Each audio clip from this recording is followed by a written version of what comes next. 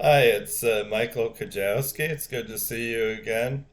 I was just thinking about teaching in China and South Korea, full English in classrooms, using the whiteboard and bringing in activities, stuff like that.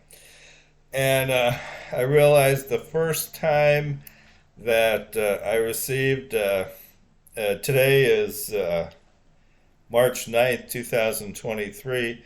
My eyes probably popped open with disbelief when I first received my first internship offer in the summer of 2009 from Busan Global Village, a brand new private English school in South Korea.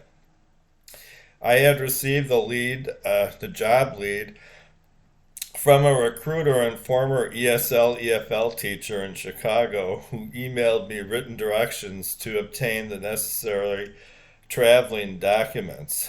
Now, way back there, that took me probably half a year. Actually, it went faster than that.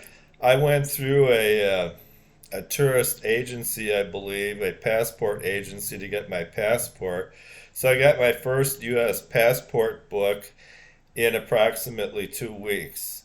If you can afford it back then, 2009, compared to 2023 here, the price, the passport book through an agency was about $150. It's less expensive if you do it yourself, but had I tried to do that myself, it probably would have taken half a year or whatever with the red tape at the federal offices for that kind of thing.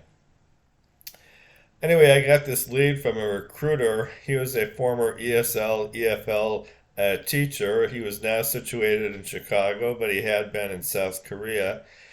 And like a lot of job offers I got when I first started working in the 1970s, they came from people who heard of me or who knew me or from temporary employment agencies or recruiters. So this in 2009 was a recruiter who had emailed me written directions on how to obtain the traveling documents. You also have to get the visa inside your passport book if you're starting off on a journey to a foreign country. So you have to go to the foreign country's embassy and have them stamp some kind of visa into your passport book. My mother lent me $1,500 to cover the flight and expenses to Busan, South Korea. That's on the southern tip of the Korean island.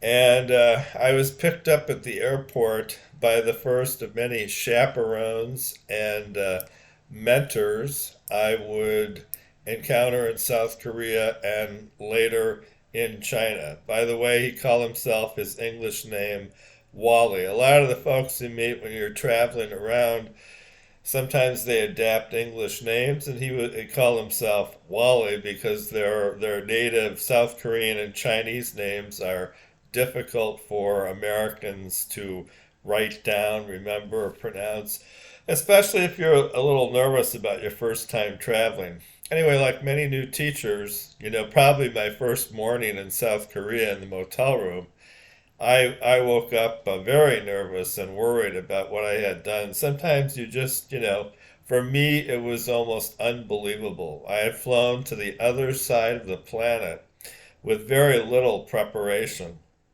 Most people go through culture shock when they wake up in their first South Korean hotel room. After 3 days in the hotel room, the mandatory quarantine ended. I was greatly relieved when the first South Korean supervisor, this was Wally again, showed up in the hotel lobby. I was very happy that he paid the bill and he led me down the streets to the campus of the Busan Global Village, also known as BGV. That was a brand new school at that time. People ask, how did you get the job? How did you find it? I was just surfing the internet. I had left Houston, to be honest, I was headed toward bankruptcy, and I had left Houston. I had returned to my mother's house as her adult son, And as I mentioned, she lent me some money to go to. I did not ultimately go bankrupt. I went into what you call a debt settlement, which is a little easier. There's less of a record of it, and it's easier. You just make deals with your creditors outside of court. So I found it hard to believe I'd really flown over to the other side of the planet. I didn't know anybody there. I certainly cannot read the foreign language. I can't read Korean, or I don't read or write in Chinese, and 3 days bottled up in a motel room where you just you stick your body and head out on the sidewalk, the street a little bit just to see what it's like, and you're worried somebody might catch you or see you or something like that. Even if you're up at my age, even if you're middle aged, the age isn't the only obstacle. There's problems for young teachers, for old teachers. I noticed the years I taught in Asia, I would say about 1 out of 7 are my age, middle aged or older, let's say 45 years old or older. And most of the other 6 out of 7 are younger, like they show in the advertising. They prefer a 25-year-old teacher because of their stronger body strength down at that age and their enthusiasm for working in a foreign country. Some of the senior teachers, older or middle aged, sometimes can call upon their experience, their greater independence, and more familiar with computers and stuff like that. Anyway, as Wally led me down the streets to this brand new school's campus, we were their first teaching corps. I continued to just be emotionally blown away inside my head and inside my body and my soul. I was led to the principal's office for an introductory 1 hour interview. And I believe because I was one of the senior teachers, I think there were about approximately 30 or so Americans, Canadians, whatever, uh, native English speakers. And I was the fifth oldest, but I believe I was possibly the first person who did a real long job interview with the principal from the new group that he was bringing in the summer of 2009. So I was there for a 1 hour deal, 1 hour interview. I'm normally a little scatterbrained, so I tried to memorize some garbage about teaching English to BGV's enthusiastic young learners because it's a English camp for elementary and middle school. Anyway, Wally, the BGV supervisor, picked me up at the airport, paid the hotel bill, walked me to the campus, stayed in the principal's office, and acted as an interpreter. There's another question you often get. This is one of the most common ones people have asked. How in the world can you live or teach English in a foreign country when you don't know their language? Well, nowadays, it's probably easier than it was, like 100 years ago when those classics authors and artists like Picasso and Hemingway and Fitzgerald were meeting in Paris. Nowadays, you have electronic interpretation on the internet or inside little electronic devices. There are apps for that. They have free universal translators on the internet if you go in a search bar and look them up. They have the old fashioned, which most middle class people can't use. They have the old fashioned human translators or interpreters. Those are more for business people who have company expense accounts and can afford to rent or hire a guide or an interpreter, let's say out of Hong Kong or something like that. But for middle class people, if you do happen to be walking around China, sometimes they know you're in the neighborhoods and they send a housewife out, or they have a woman who's sort of a guide in the neighborhood, and she'll show you around. And then when you leave the neighborhood, you're done. If you invite them to dinner, they won't come to dinner because that wasn't their job or their role. Their role was just, they heard an American was in the neighborhood. They figured you were probably a little confused or lost. And they got out there on the street or the sidewalk to help you around and show you some stuff. It's really very helpful when you have local people. When I was first in China, after Korea, they took me up on the top of Flat Top Mountain, and I believe I rode a horse or a camel or something. I have to go back and look at my diary and the photographs, but I believe I was on a camel or horse or something like that on Flat Top Mountain, and they had a summer festival going up there, like Summerfest in Milwaukee, the music festival, a big fair with lots of games and stuff going on. Well, anyways, I sat in the principal's office in 2009. I was amazed to learn that he had a enormous similarity to mine on his resume, in that we had both previously worked in the news media. Now his background was better than mine.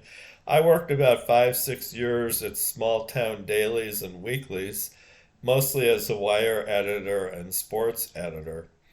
And he, on the other hand, worked about 20 years. I think it was for a national newspaper. I might have been a national English newspaper.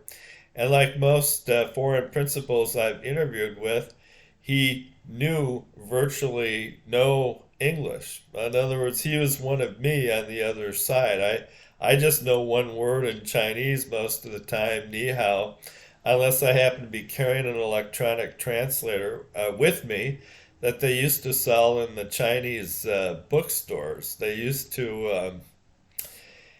Nowadays, with all the apps and stuff on computers, maybe you can download something into your phone. But when I started off back in 2009, 10, 11, if you had a foreign friend, they could take you to like a Chinese bookstore in China when I got over there after South Korea, and they can find you a little electronic translator. I forgot the price. It's probably around 75 to 100 US dollars. It's a little handheld device, and it can speak in Chinese or English, and you can read stuff on the small screen on it.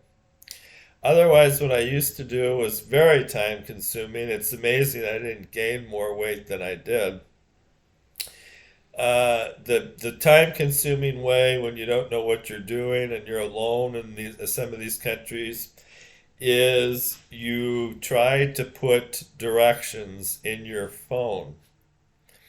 And I would have a small cell phone, and around 2011 I was sitting around a coffee shop like I usually was in Guangzhou, the provincial capital of Guangdong province at the very southern end of China, the province touching Hong Kong and Shenzhen and stuff. Guangzhou is about an hour or two north of there. And again, my eyes must have popped open. I'd been fiddling around with this little like $10, cell phone for a long time. And I had been able to put text messages in it, in my own language in English, but I really needed them in both languages, both Chinese and English. I needed them in Chinese to show taxi drivers at that time, and I needed them in English so I know what the Chinese message was saying. They were usually directions to taxi drivers. So I think, again, my eyes just must have popped out of my skull because I looked down, I was trying to send text messages into my mobile phone using Skype.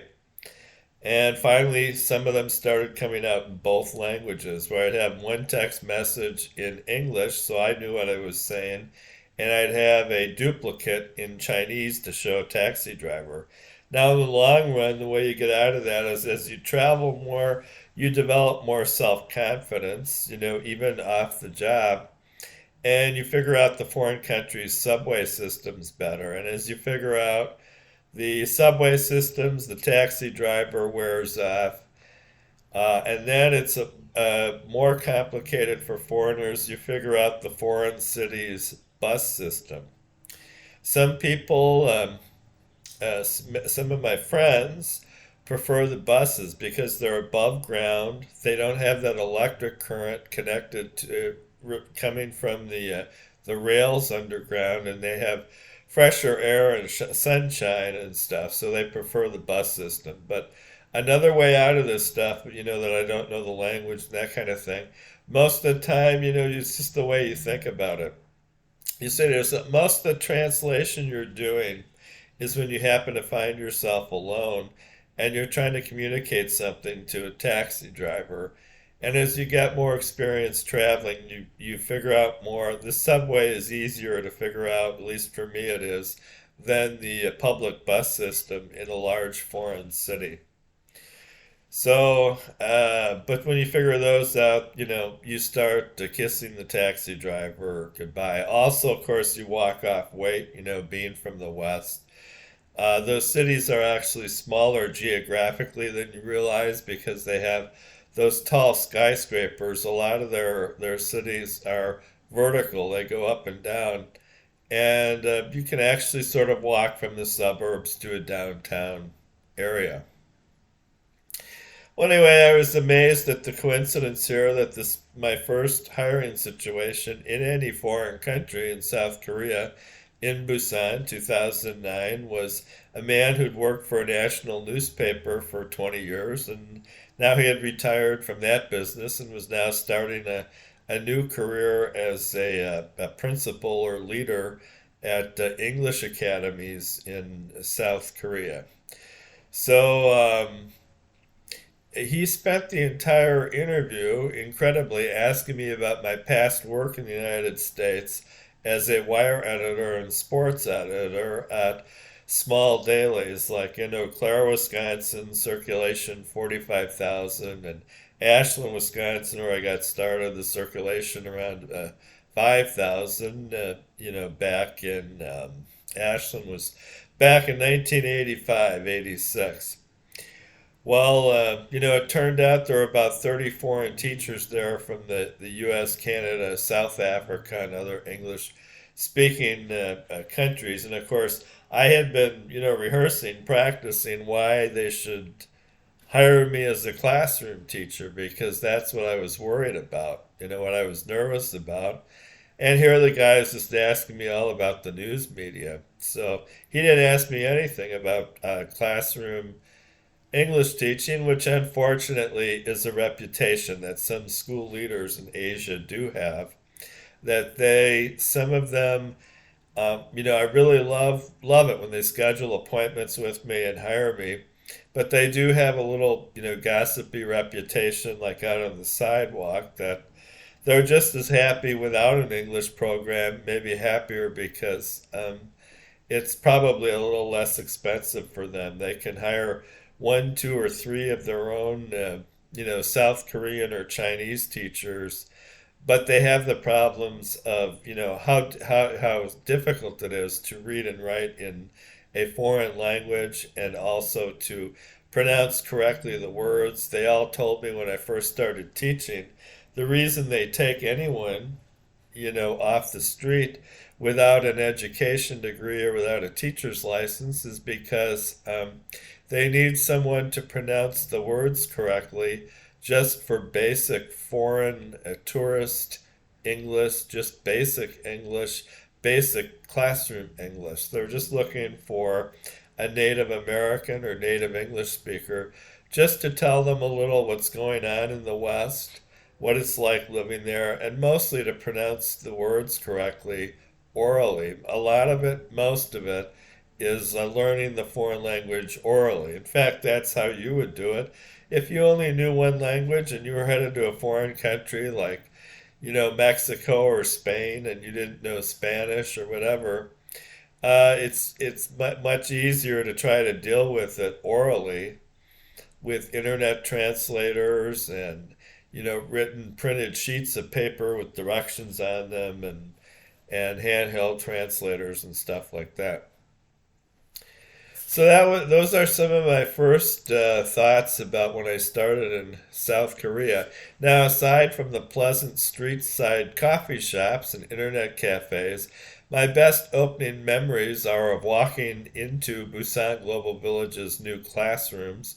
Most were furnished in such a way that the wall hangings and furniture told part of the lesson plan, because that's the next thing that'll make you nervous is, you know, um, how am I going to fill up the 45, 50 minutes or whatever and have this go on for 8 hours? So, in your mind, you want to be thinking of some lesson plans, very important for people without teachers' licenses, and you want to understand just as a shortcut, the more you go in there, the more you get experience, the more you learn sort of not to talk. You're there to lead the students, guide the students in activities.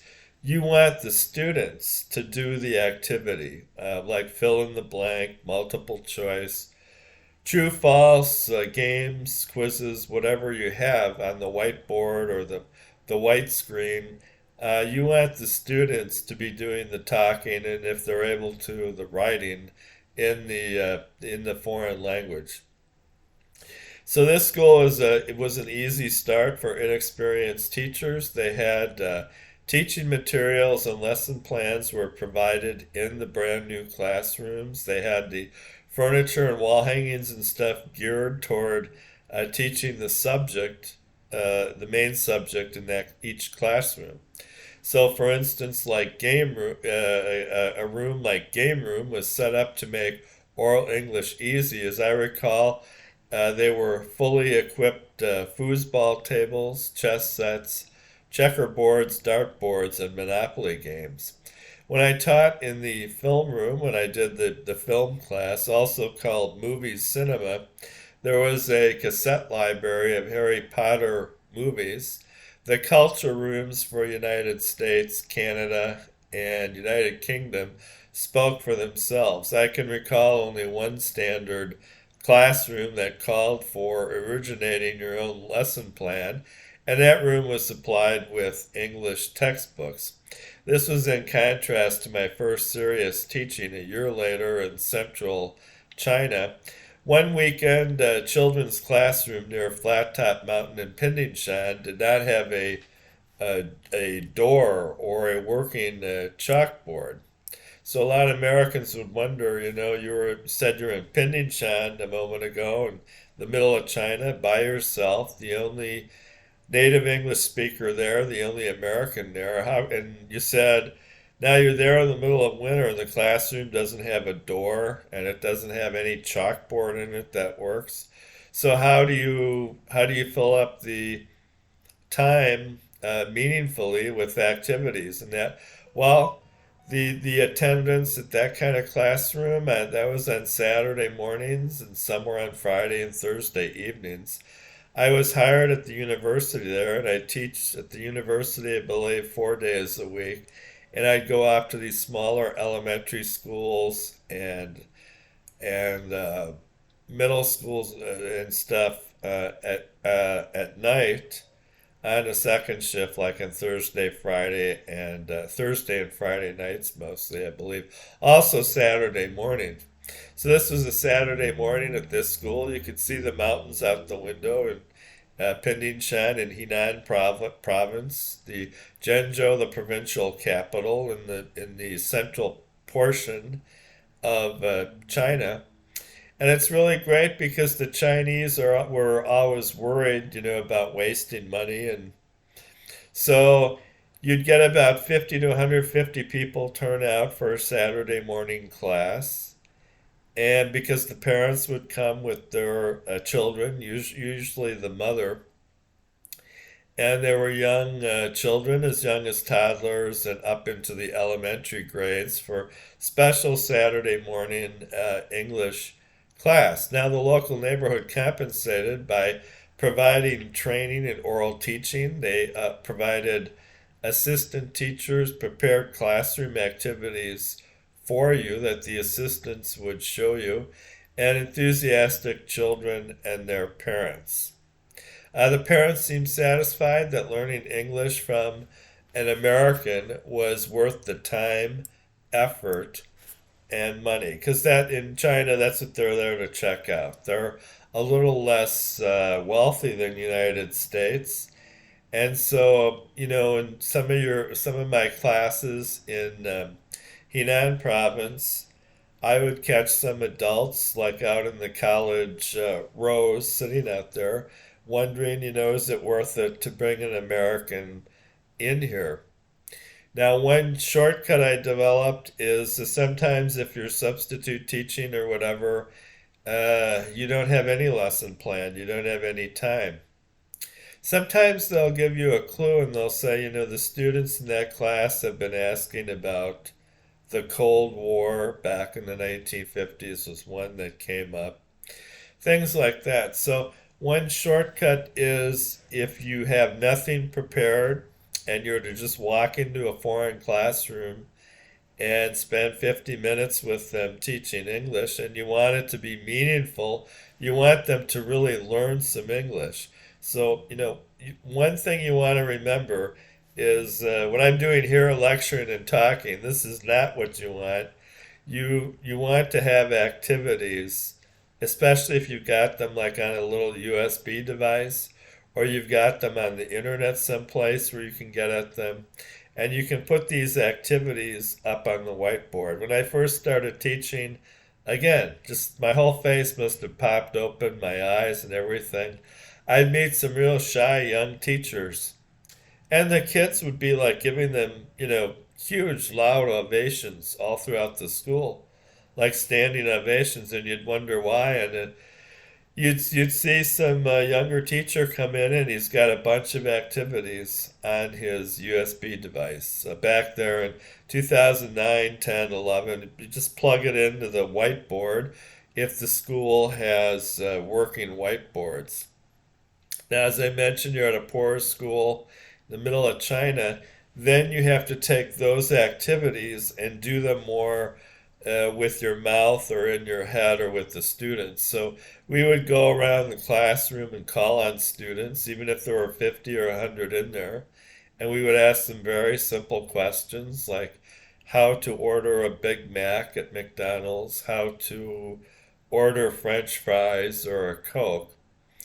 And if you're brand new, you can start off. The students often like to show off to show that their regular elementary school teachers have been teaching them the alphabet.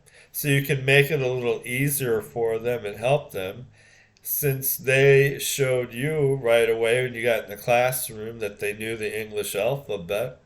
You can isolate the vowels A, E, I, O, U, and sometimes Y. And this really helps the Chinese because now their eyes will pop open. When I first got to China, H-A-T was pronounced Haiti, and H-A-T-E, whatever that means or whatever that meant, was also pronounced Haiti. So just doing vowels, I'd go into some classes if I was substituting or there's no door on the doorway or there's no working whiteboard or white screen or any video screen. You just go in there, you point to your mouth, and you start going A.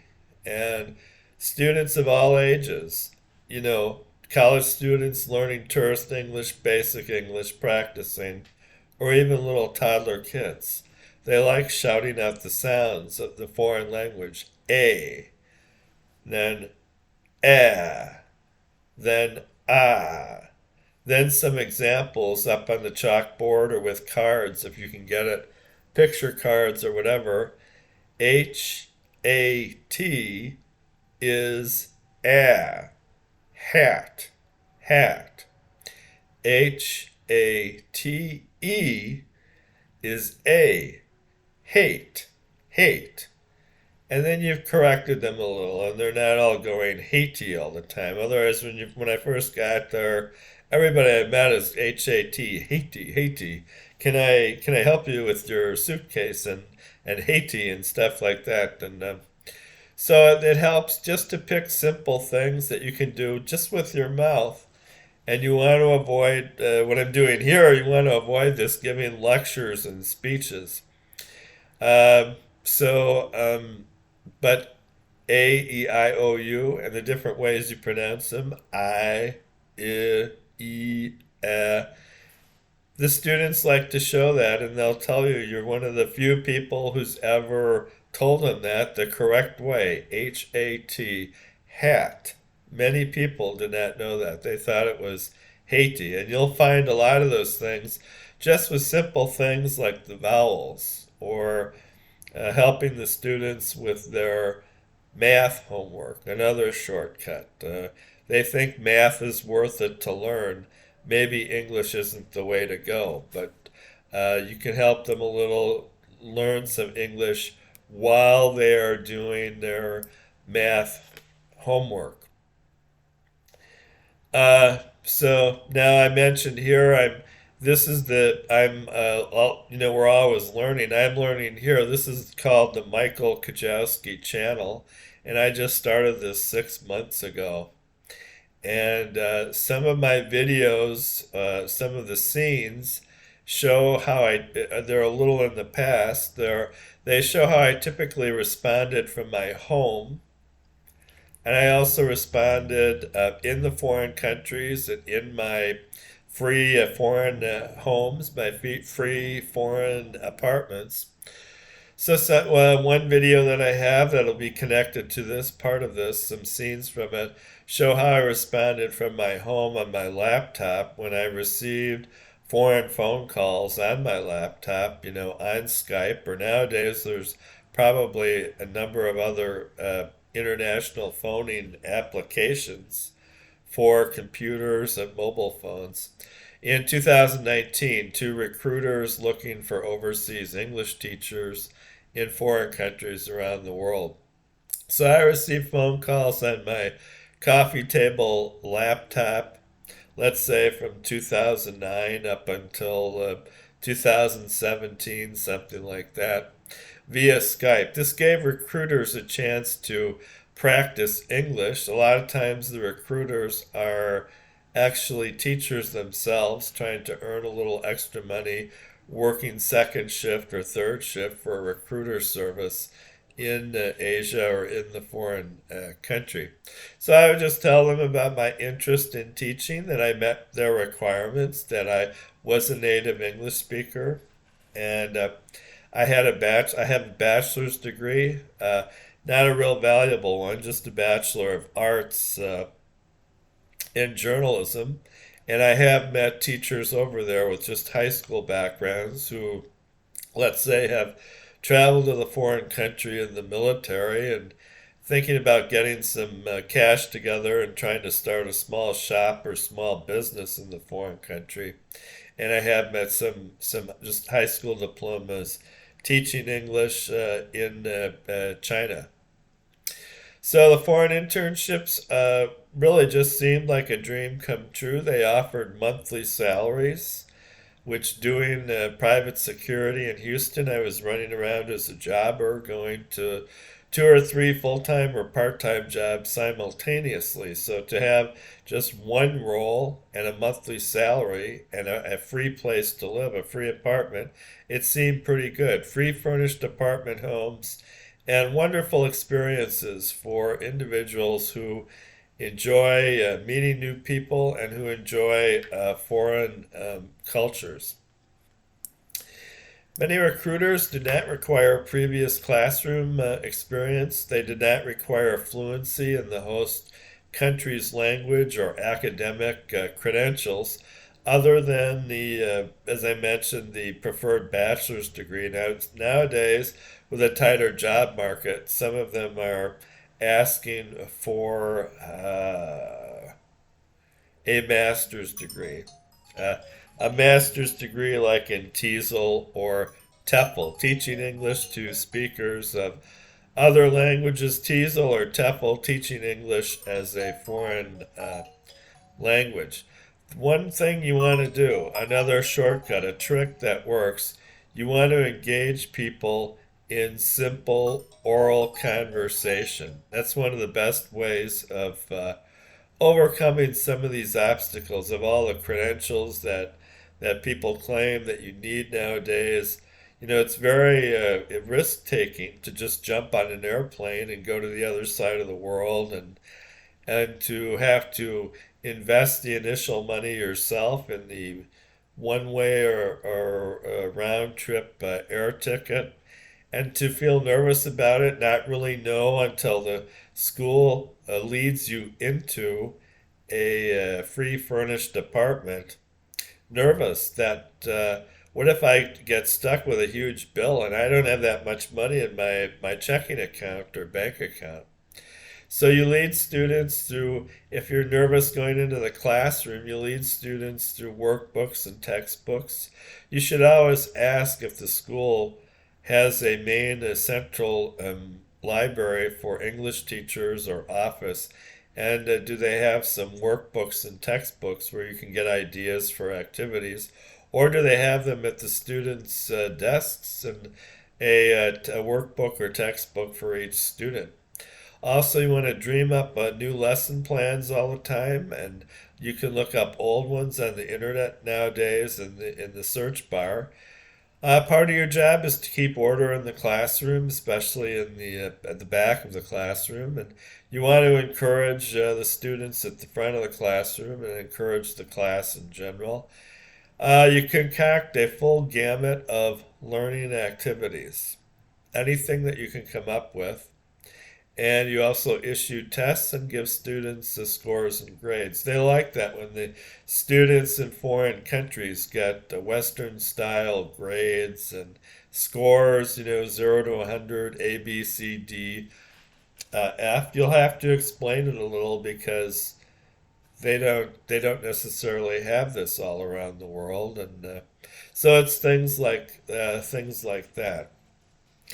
So these are the situations that come up. You want to fall back on your oral English. You want to fall back on your sense of independence and your ability to get along with people. Now, one fear that people have: what if they abandon you and just leave you in the motel room, and the job was a fake, it never comes off, or the free furnished apartment is a fake? As I was traveling to my first jobs, I ran into ESL teachers in foreign airports, and they always advised me. They were a little like a union. They said, never stick with a school that does not give you the free furnished apartment. That's one of the biggest reasons that's allowing you to go to the foreign country. You're getting a free apartment with free furniture. It's ready to go, set up with a microwave and stuff, refrigerator, and you're not supposed to have to pay for much. They might ask you to pay for some utility bills or whatever. So the first thing that'll scare you, because it happened to me on my first job, is the guy left me, abandoned me in a motel room. He couldn't help it. He was the only one around there who spoke English, and he was having to pick up scores of teachers at the airport. This was in Wuhan, and he would have to drive them around to all sorts of different schools. So he couldn't, dozens each week, so he couldn't keep track of everybody. And of course, you have a written contract saying they're supposed to provide the free furnished apartment. And the advice I got in the airports was never cooperate with any school that does not follow through on the free furnished apartment, because that's one of the main reasons that you're going over there. So I was alarmed. He left me in a motel room, and I went down to the desk, and it was true. He wasn't paying for it. I was going to have to pay for it every night. And America. It was an American type motel in Wuhan at 25, $50 US dollars a night. So I did find my way to the kindergarten the first day. The guy was just too busy. He was the only one around there who spoke English. The teachers at the kindergarten were very nice, but they didn't understand English, and they didn't understand my problem. While I enjoyed teaching the toddlers in the daytime at the kindergarten, I didn't like at all going home at night because I was going back to a motel where I was having to pay for it. So unfortunately, I was hoping this guy would come back. Now, with the experience that I have now, I know why that happened. But at that time, I was nervous and I did not know why. So I followed the advice of the ESL teachers in the airports, and after 1 week, I took off and I left. There was a young man, a college student there who taught part time, and he and I did in Wuhan. We did look around for an apartment where an American could rent it, and we didn't find anything available. Certainly nothing in our price range or in my price range. Much too expensive, large family apartments. So regrettably, I did leave that first job after a week. I wasn't paid, and I went to the next. I contacted a recruiter.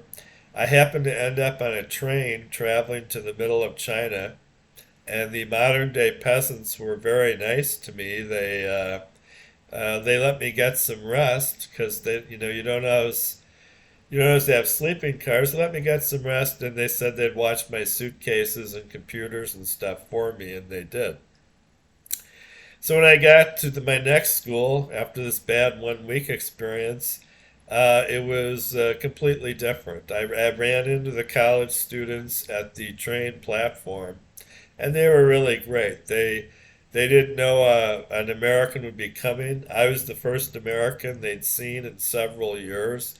They showed me pictures of the last ESL teacher who had been there since they're college students. They didn't know how long ago it was. They guessed it was several years in the past.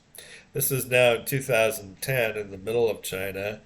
And so they led me to the dean's office, and they took the initiative, and they behaved aggressively. They insisted that since I'd had this bad experience at the Wuhan kindergarten, and I didn't know how I would pay the rent or get by there or anything, they insisted that on the school making sure that I had an apartment. So here, this school, a university that I had picked from a list, a recruiter told me on the phone on the train.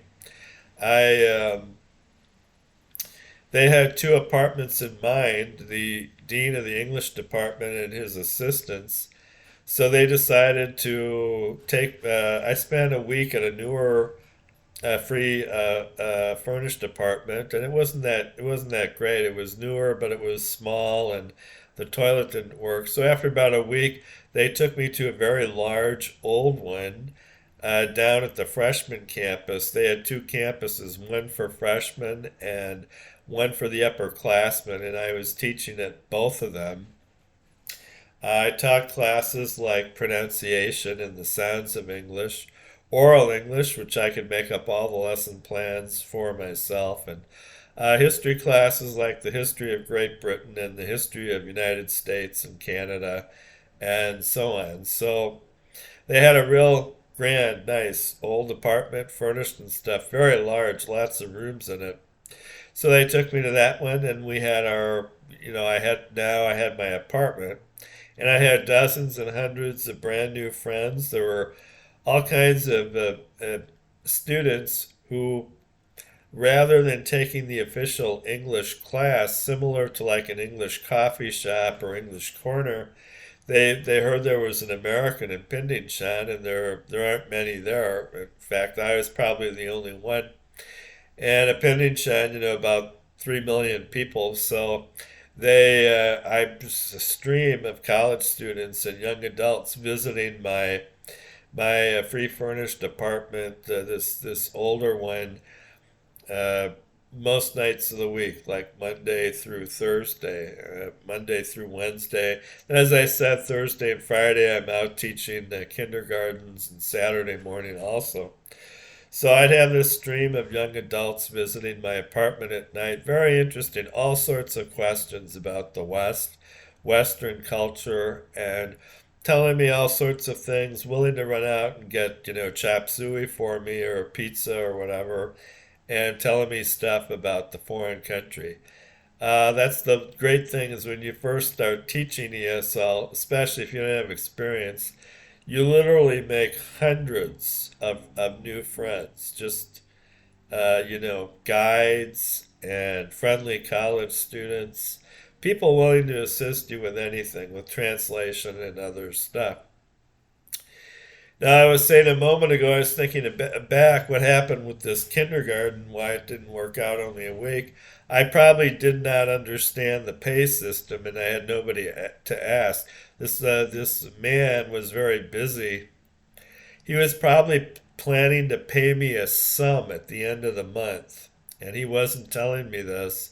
You're really just supposed to have a free apartment, and maybe they hit you up for utilities after you get your first paycheck. But he was thinking maybe in terms of at the end of the month, he'd know I'd been paying for this motel room, 25, $50 a night, and he'd just dump like, 2,000 US dollars. If you have a really good job, 3,000, a lousier job, 1,000, 1,500. He figured he'd just dump a bunch of cash on me at the end of the month. Now, I didn't know that. That's not the way they're supposed to do it. They're supposed to lead you to a free furnished apartment. There's supposed to be a little understanding until you get your first paycheck. And normally, the way they do it, they automatically deposit it in a bank account for you because you don't speak the language, or they pay you in cash in their own currency. You meet the assistant dean or the assistant principal someplace, high school, elementary school, university, and no, normally, if you're living off campus, then in your paycheck or cash payment included in that would be money to cover a percentage of your rent or your entire rent. If you're living on campus, it was what the teachers told me in the airports to begin with. Always insist, especially if you're new, on a free furnished apartment, especially a clean one where everything's working. So I did leave that kindergarten after 1 week. I was much happier at the university campus. I was there for 1 semester at Penzance, and I had my free apartment, a very large one, and lots of guests visiting every night. And people would take me out to dinner, like one of the assistant leaders who was handled elementary schools and kindergartens took me out to dinner with his family and wife on Friday nights. And some of the young adults in the area, college students, I'd go out with them, and they'd show me stuff about China, KTV rooms, and non-alcoholic cocktails. Used to be called kiddie cocktails or children's cocktails in the U.S. in the 1950s and so on. And of course, they also have all the foreign beers and stuff nowadays. They probably have IPAs, and so you're busy. You certainly become tired, and you want to make sure you've got time left over to work on activities. Like I was saying with fill in the blank, multiple choice, dialogue scripts. That's called choral rehearsal, and so that was my first full semester was at this college. Now, looking in retrospect, we all make mistakes. I was thinking maybe I should have stayed there. But after 1 semester, I got a better job offer that paid more money. I believe it was a newer, smaller apartment in the provincial capital of Zhengzhou. It was a drop down in the age level, going from university students to high school students, but it was an advanced fast track high school, and but I believe, as I recall now, it paid twice as much cash each month. So I did, after 1 semester, give my notice to the college, which I felt very bad about, the 2 weeks notice during the Christmas vacation, because and this is what they want. They want you to get better jobs because I'd gotten a higher paying job offer in the provincial capital. So I went to that. The problem with that was, unlike the university, which may have had more long term potential, this was strictly one semester, just the spring semester, and I didn't realize that, but it was a very new, nice, smaller dorm room type apartment. And being high school students, you're not allowed to have visitors. In order to have visitors, the people have to be age 18 or older. So at a college campus, you can have visitors because the students are age 18 and older, but at a high school, the students are not allowed in the teachers' dorms because they're not mature enough, not old enough. So a little more lonely at the beginning. Then you go to the high school classes and you teach the students. You can use some of the same lessons, some of the same ideas that you got from the university. You can use in high school, elementary school, at toddlers, at any place. So that was my first year in China. Then, unfortunately, after 1 year, I ran into a couple bad breaks, a couple jobs that didn't materialize. One was at a new school in the middle of China where they decided not to go ahead with it and not to proceed with a small English program. And another one was a friend of mine who was told me on the phone that he was opening an English center in Shanghai. So I went there, and after, unfortunately, a bad break. After 3 days, I realized he had probably had a nervous breakdown, and so this wasn't going to materialize either. He was attempting to operate like a recruiting agency and trying to place me at a school, but I realized he was having too many. This is another story, so I'll withhold it for some other time. He was having too many alcohol and other problems. He was constantly chain smoking cigarettes, even inside elevators and the upper floors of office buildings. He was pouring alcohol liquor into drinks. You know, asking for an orange juice, he's pouring vodka into it.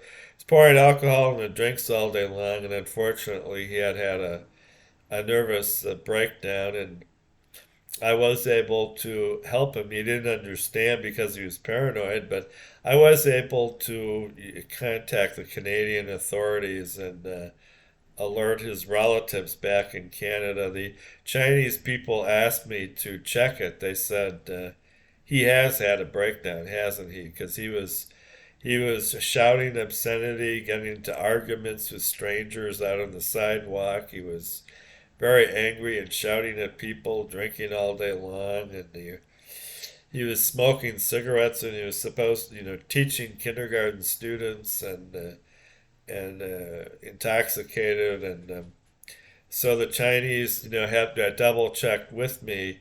It's true, isn't it? He's crazy in his head. His girlfriend asked me, and unfortunately, I did have to nod my head and say yes. He's appeared to have a bad nervous breakdown, and so the Canadian authorities were informed. I didn't keep track. He was a friend of mine at the time, and I did see on the internet over the years that he had made his way back to Canada, and I hope he has good fortune in the future. I had an aunt, my aunt Ruby, who had a nervous breakdown when she was in college at the University of Wisconsin Madison, and unfortunately, she was a helpless vegetable for the rest of her life. This was back in probably she was born like in the 1920s, so this was probably back in the 1930s, 1940s, and she had an irreversible, probably some kind of irreversible mental breakdown when she was at the UW Madison, my mother's sister. My mother made it and was the first in our family to graduate with a C grade point average. And she probably majored in English and went out to a small radio station in Iowa. And Also met my father where she worked as an ad writer at a department store in downtown Milwaukee. But her sister Ruby, unfortunately, never went out to jobs, never got married. She was just around the house. Just when she was younger, she could answer telephones, and as she got older, she could not answer the phone anymore. And so, unfortunately, some of this stuff with traveling and education, you do occasionally run into uh, an individual who may have suffered a mental breakdown, and it's unfortunate. I did have to, unfortunately, corroborate to them that this fellow, I do know his name. I don't want to repeat it because he may have recovered somewhat, living in Canada now, might see this video, but he uh, he um, he made it back to Canada somehow. The local Chinese people were concerned, and he left to Shanghai, and somehow he got back to his Canadian family and relatives, where his father had been a military doctor back in Canada, probably in the eastern part, probably like around Toronto or something. So these are some of my experiences. Occasionally back there, if you look up my name, Michael Kajowski, on the internet, you'd found I'd been involved in something where I posted something on the internet. Another one was off the job where I was severely attacked at my second school in Korea. My first school was 6 months. My second school in Korea was in the north of Korea, about an hour east of Seoul in a mountain range. And there were dozens of ESL teachers out there. They'd come and go every night and every week. It was just a temporary, like Christmas winter English camp, a sort of fun getaway for little children with the snow and stuff. And I could only get a 1.5 months contract with them, not nothing serious. I do believe it was that school. And I just happened to be standing in a hallway one day. I thought my future might be that I could be an assistant teacher in the United States. So I made a deal with my assistant teacher toward the end there, where I only had 2 weeks to go on a 6 weeks contract, that I was going to let her, do most of the teaching, run the class, and I was going to sort of practice a little being an assistant and taking the kids down to the movie cinema or to the theater stage. And so I happened to be standing out in the hallway, and there were a couple little kids that were getting dressed in costumes for the school play. This is just for a rehearsal, and a man who was known to have a very bad temper came along. He's some sort of assistant out on the stage, hundreds of feet away. I was not in his area. I normally left him alone. He was known to have an extremely bad temper and not be a friendly person, and so he, unlike their rules and their goals in the a foreign country, their goal was that they supposedly are heavily speaking English now here in 2023. So I believe this incident took place in let's see, in 2010, my second school in Korea. I was just standing in a hallway waiting for two little girls to finish changing their costumes, and this man came along, the stagehand, angry stagehand, and he said something to me in Korean. I don't speak Korean, and there was no requirement at that time for me to speak Korean. So he then began grabbing my shirt or my clothing, trying to force me out of the hallway. I think he was asking me to leave the hallway because he had this reputation. The hallway is not where he has this reputation. He's out on the stage. He very simple. He shows students how to use the microphone. He spends an hour, for some reason, giving them a speech about the on-off button on a microphone.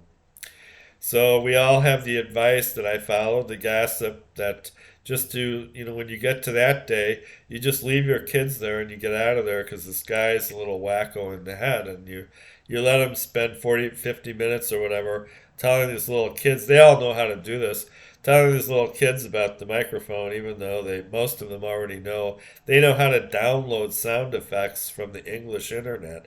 They know how to download scripts and plays and stuff. They're just little kids. And he's going to waste their time telling, 50 minutes telling them about a microphone. So, this is already in the past. I'm not even involved with that now. Now we're at the rehearsal stage. I'm just waiting for a couple girls to come out to see how their costumes look. And we've already gone through this guy's microphone shtick, and I did the same the other teachers do. I dropped my kids off there, most of them, and I got out of there, and I went into the control room, and a couple of little Korean kids in there showed me how to download scripts and how to do sound effects and stuff. Much more interesting than that poor guy's microphone speech.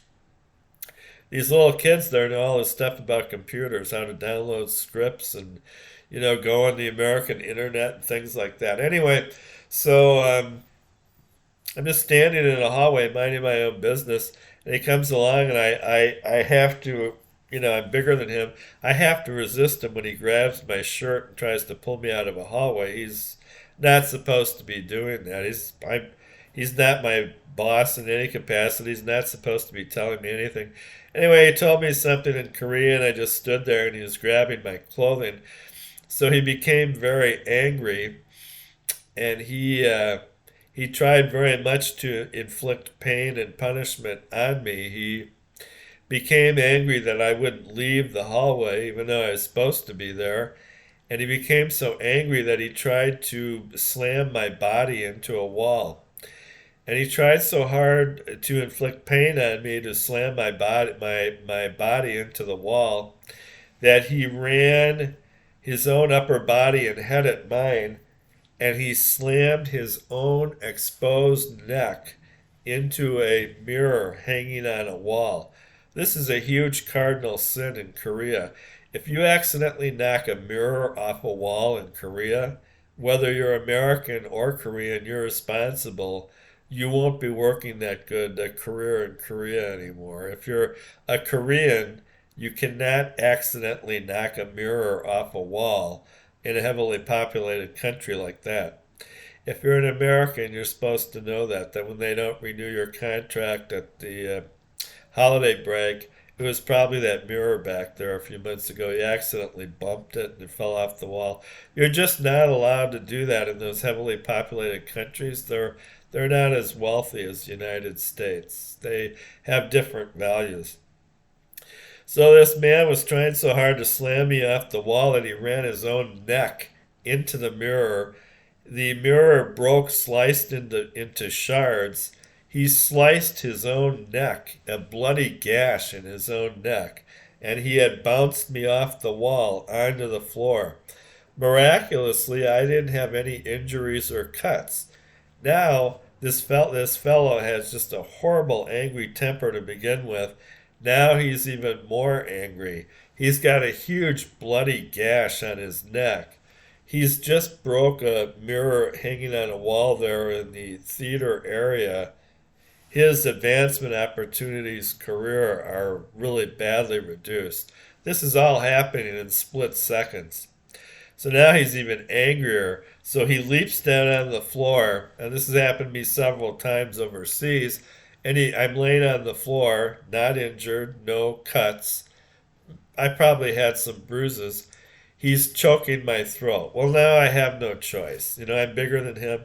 He's choking my throat. I'm going to have to punch him and defend myself. So he was sitting on me. He's got his huge bloody gash on his neck that he gave himself, and he's choking my throat with both of his hands. This was the reputation he had. So I took my right fist, I balled it up, bam, right in the middle of his face. And that just, his head wobbled back. Then, unfortunately, he wasn't off me. Bam, he got another one right in his nose. and his head and arms wobbled back again. He got up. He was dizzy. His arms had lost their, his limbs had lost their motor control. They were dangling, sort of paralyzed, and his head was wobbling, and he ran away. So I was obviously very disturbed about this whole incident, and I ran into the corrupt principal at this 1.5 months English camp, and he told me the real one right away. He knew that his man had attacked me and his bad reputation. Then he started, lying, sort of like Richard Nixon in Watergate. He started covering it up, and he did explain to me before he launched into a bunch of lies. He explained to me that if he was wrong, he was paranoid. He said, if I tell people what really happened, we won't be able to get kids to come out to this country winter camp anymore out in the mountain range east of Seoul. So he went around telling this story that he was going to have to throw me off campus because I attacked the stagehand. And of course, this is in a bunch of horror movies and mysteries and real world police shows where the guilty party tries to blame the bad behavior on the innocent party. So I was wandering around Seoul one day. I was nervous and worried again, wondering what to do. And I hadn't, the principal had barred me from teaching classes. And I hadn't run into my friends from the school. We had different schedules, and I had just gotten out of there nervous and gone down to I'd rented a motel room, which again, I remember the advice always stick with the free apartment. So I ran into the Seoul police, a police captain out in an alley, and he was a very good police captain. The captains are the good guys over there. If you run into like the street police officers, some of them are just hired that day, and they don't have a firearm or weapon, and they don't have any training. Like in China, you might run into two unarmed police officers. They're supposed to know English. They don't know English. They don't have any firearm, and they don't have any training. They just got some uniforms on them, that day. But they do help you. They'll contact the captain. When you get through to the captain, then you're on the right track. Or the captain has a small pistol that he wears. He's been trained in police, and he speaks and writes both English and Chinese in China, and both English and Korean in Korea. So I ran into the captain in an alley, and he asked me, he said, you look so sad and unhappy. What's going on? So I told him what happened. He went back to the motel and double checked with the clerk I was at, the family motel. This Mike guy, an American teacher, just watching basketball games on the flat screen. He's not having parties in there or anything. There's no alcohol. The captain goes to the room to double check. Then he takes me back to the police station and he writes up the whole report that I was just standing in the hallway, minding my own business. This angry stagehand came along. Apparently, some New Zealand teachers had told him some false gossip that I'm a big brown noser, and I have it made at a school like that. Me and the principal are, this is sort of out of Watergate or Richard Nixon, that me and the principal are all plotting against people, and they're going to give me a big pay raise, and I'm going to be the first American to run the school, and I'm going to control everything. And unfortunately, this poor, badly educated stagehand must have heard gossip like that, which was wrong. When I go into principals' offices, they're friendly for the one scheduled appointment. After that, they're never friendly to me again. They don't want to see me in their office. They throw me and some of the other teachers out of there, especially the older teachers. They want us out in the classrooms teaching. They're not friendly that way. They don't have big budgets and stuff, or some of them don't. They want us out in the classroom teaching activities, A, B, C, D, the vowels and the whiteboard and that kind of thing. So activities to learn English. Uh, so um, so this police captain wrote all this up. He knew I was the innocent. He investigated it and figured it out that I was attacked against my will, unsuspecting, just standing in a hallway. And he assured me that while there were while the police at that time did not have any witnesses that they couldn't automatically get the stagehand fired, they did assure me, like I thought, that when that mirror went off the wall and he got his arms paralyzed and he temporarily paralyzed and he had a huge bloody gash in his neck and the blood, the evidence is all over the shards of mirror and the floor. I had no blood on me, no cuts or anything. I might have had some bruises, so I got lucky. But this poor fellow, they he missed at least 2 weeks of school, and the this stagehand, him and the principal started lying and claiming even though I'm the one who reported the incident to the police, they claim that I was attacked. I flew all the way over to Korea to attack them for some reason at a temporary 1.5 months English camp near Seoul. So the captain didn't buy that at all. He can see all throughout that. He knows I do private security in the United States. He can see all throughout that I'm likely the innocent and I was attacked. I don't have any marks on me. I mean, my hand here doesn't have anything, and this other person, had I been punching him, he'd have bruises and broken bones or whatever. His neck being slashed is sort of circumstantial evidence, like Edgar Allan Poe, Sherlock Holmes, that I'm telling the truth. He was trying so hard to inflict pain on me, like all of us teachers knew about the gossip that he had a really bad temper and did not get along with people, and that his microphone lecture is irrational, that the kids are way more advanced than that, even little kids at a Korean English camp. They know all about downloading plays and movies and stuff like that from the internet. So the captain believed me. He wrote up a very nice report, put it in both English written, both. That's what the captains in the foreign countries are for. Whether it's in a movie like Casablanca or whether it's in, France, China, South Korea, that's what the police captain is for. He's usually a little higher level. He has a little pistol. He's been trained, and he usually speaks more than one language. And sometimes, and so far, all the time, they can even read and write a little in the different languages. They read and write. So he sent me to the corresponding police station near Youngman, the mountain village where this took place. He sent me to the Yonkyung police station, and I recanted. I recounted the whole story all over again. I was just minding my own business, standing in the hallway.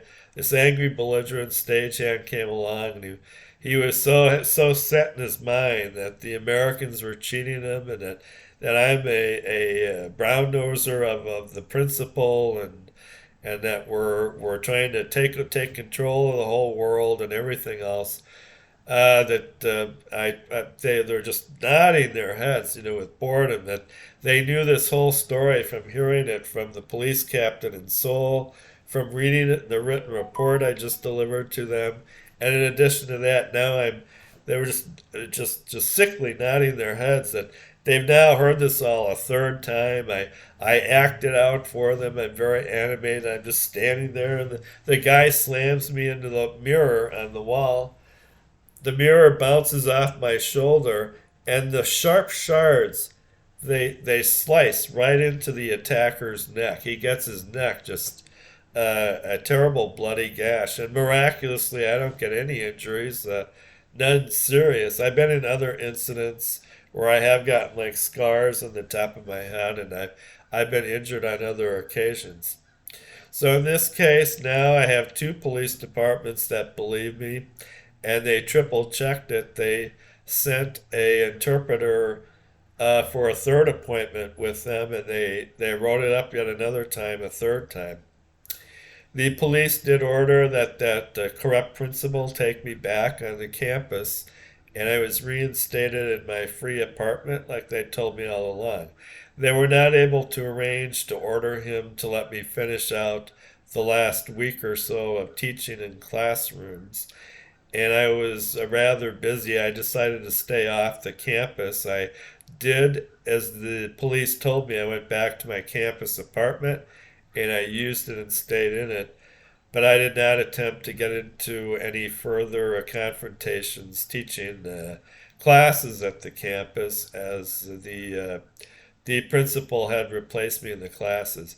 Now, this whole thing doesn't matter a little because most people meet me, they figure I'm innocent anyway, but it was only a 6 weeks English class and or only a 6 weeks English camp, a temporary, like Christmas, winter, Christmas, New Year's temporary English camp getaway for little kids. So I had taught most of it, and I thought I was giving a break to the assistant teacher, and the experienced ESL teachers told me all along. They've always told me the same stuff.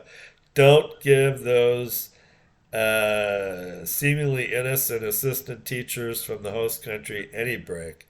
Don't give them a break. If you let them run one class, they'll try to get you fired and take over your whole job. They turned out to be right. I've continued to let the native assistants assist, and there's just some truth in that. They want to take over the whole class. They show up with McDonald's breakfasts on them. I have to ask them to do anything. When I do, they get mad at you, and they just want to run stuff. They just want to run your class, and their offer to the principal, if they're smart, is they'll bring in two or three of them compared to just this one foreign American guy. And for the price that you're paying that one foreign American guy, you can get two or three of us. That's their offer to the principal. Now, they did use that at the first Korean school I was at to get control of my film class, but we were shuffling around taking turns. So after 6 weeks of teaching movies, I'd had enough of the movies class anyway, and I was happy to be reassigned to game room. I liked game room better than movies. Game room had the foosball tables, dart boards, and stuff. And but I like doing both of them. I like doing movies, the Harry Potter movies, and I like doing game room. I like both of them. But the people in these foreign countries are a little tricky. They go, you mind we just come in, observe your class? All the foreign teachers I was told me in the airports never agree to any of that. That person's trying to get your job. I thought I'd be a polite gentleman. I go along with it. You mind if we send in our Korean or Chinese assistant down to your class? I usually go along with it, and so far it's has resulted in disputes. So the experienced teachers told me the truth. They said, Michael, just shake that stuff off. That they were going to they're going to, like you're saying, they're going to offer three of them for the salary they're paying you, and blah blah blah. And they deserve the free apartment because they live in the country, and you're from a foreign country and shouldn't have a free apartment, and blah blah blah. So they've told me all along when I run into them at foreign airports and stuff, and wherever at American nightclubs. Don't fall for that line that you're giving the local person a break and letting them assist and teach the class. And don't fall for that at the end of the month I'm going to give you a bag of money and it'll cover the apartment or whatever. They told me all along you're supposed to go directly from the airport without charge to a free apartment, which is what happens most of the time. They're supposed to keep you on the schedule and not just terminate you the day you get there. They're supposed to, most of the time, it's me leaving to get better jobs, and most of the time I do one or two semesters at the host school, and it's a very good experience. Then they've told me all along also their advice, as I said, don't believe that assistant junk that they're just going to help you, that they're out to get your class and job because it saved the parents money according to that, and blah blah blah. And this school told you in the beginning they needed a native English speaker there to pronounce correctly, to read the English books, to evaluate stuff for them. They've even had me tabulating math statistics for them for a master's degree project that one of the college post bachelor's degree students was doing, and that kind of thing. So, but it did work out. The police took my side in that. Several police departments. Nobody, they did not witness the incident, so they couldn't get the stagehand fired. The school claimed that they would take action against me because I had attacked this man, and they never did because they were not telling the truth. They claimed that I permanently injured him and he couldn't return to his job, and I doubt that was true. He was missing from the campus for the 2 weeks, and it was his own fault that he ran his head into the glass mirror on the wall that he broke, and it's his own fault that he's attacking a foreign person in a hallway. They're not supposed to be doing that, and he's not supposed to be knocking the mirror off the wall for any reason. He's not supposed to be attacking an American teacher or American tourist or foreign citizen for any reason. And it's just goofy stuff that goes on in their heads. They're paranoid. People know about it. There's gossip. They say best you can stay away from him. He's got a bad temper. He thinks all the Americans are plotting against him or something like that. They have this all around the world. Mexico, everywhere. And so it turned out okay. I went to other teaching jobs after that one. The guy, of course, told me, the corrupt principal, you'll never teach again, and blah blah blah. And the police believed me that the guy had attacked me and sliced his own neck. And unfortunately, he was quite dizzy after the incident, and so that obviously his career wasn't going to go that any place anyway, as he had this bad reputation of having a bad temper. So that was let's see, that was a temporary winter camp in Korea. And at the time I was there, I was receiving one or two offers on the phone from schools in China. And unfortunately, as I mentioned at the beginning, I lit out for Korea in the first place, my first foreign teaching experience, with only $1,500 from my mother, and I was her adult son. So I, while at times I'd come out far ahead in my bank account when I first started teaching in Korea, by the end there, and I'd gone through the winter camp, I'd been there 7.5 months. I'd been spent down, so I didn't have enough money to go to the Beijing airport to meet a recruiter there with an 800 toll number and a first name and stuff. And she was going to continue this teaching substitute stuff, traveling with me all the way to the south of China from Beijing. So I didn't go ahead with that right away. And I probably received another offer when I got back to Milwaukee. And I waited a while, and then I did take other offers in later in 2010 in this summer, I believe. I got the Wuhan kindergarten offer. I bought that one. And as I said, I was only there a week. I didn't get the free furnished apartment. Followed the age old advice, just get out of there. And the next place had the free apartment right away, the large one in Pinding.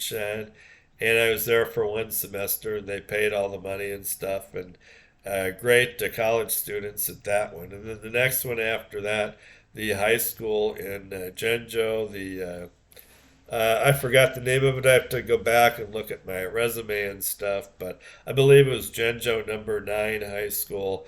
It was an advanced fast track school. Advanced fast track is one level above average, and honors in Yale and Harvard and that are two levels, probably above average. So I was at that for one semester. Then a couple things fell through in Shanghai, I mentioned, and then back to the U.S. and I got another job offer, and I waited around 6 months in the U.S. and was doing other things. Then I went to Washan College in Zhengqing, China in 2012, and I was there, and I had some things happening in the United States where I returned to the United States. They do advise you. It's really a little better if you can to just stay in the host country, and in that manner you sort of become one of the citizens. I also taught again in Shenzhen, which is very hard for Americans or native English speakers to get hired in. People say, "How do you get hired in Shenzhen or Hong Kong?" Shenzhen's right on the border of Hong Kong. I really don't know. I was going to another school. It's always these situations. And on the way to the other school that was in mainland China someplace, this Shenzhen offer came up. They must have needed people at the last second. And so myself and about 30 other people converged on this school in Shenzhen. It was the Yaohao Experimental School, and I was there for 1 year teaching high school and elementary school. Okay, well, as you can see here, like most foreign travelers, a little like those foreign movies about Americans in foreign countries, these stories and things could go on endlessly with but the main thing I want to impress upon you in this video, if you happen to be, American or from a foreign country, if you're interested in teaching a language in a foreign country, is that at least when you're in the classroom, if you can, what they teach you in your TEFL and TESOL online training is to bring activities into the classroom, and then you're off the hook. You bring, if you can find the print shops, you bring paper activities into the classroom. If you can't, you've got them on your USB device or you've got them on the internet someplace, and you can bring them up on the classroom video screen if they have one. And you have to develop oral versions just in case. If there's no door on the doorway, there's no working video screen. There's no chalk for the chalkboard. Some of your first assignments might be at poorer schools. You've got to figure out ways, like the local assistant teachers will show you when they help you, of doing this stuff orally, calling on students and their parents, having them talk, just asking them how to order food at McDonald's or something like that. Give and take, groups, conversations, bringing scripts into the classroom, real short, simple ones, so they have a model to follow. If you can afford it, you can print the scripts out on paper and have one for each student. Or if you divide them into groups, you can have one script for each table. If you're tighter budget, you can put it up on the classroom video screen, and you've got some scripts lines up there. The reason being, the script in that case is like a model. So you're also modeling what Western people are like, and modeling, most importantly, modeling how to pronounce English words or how to pronounce the foreign language. All right, I think I've said enough for this part of my videos. This is approaching an hour and a half. Thanks for listening to all this. Sorry I got carried away there, and have a nice day.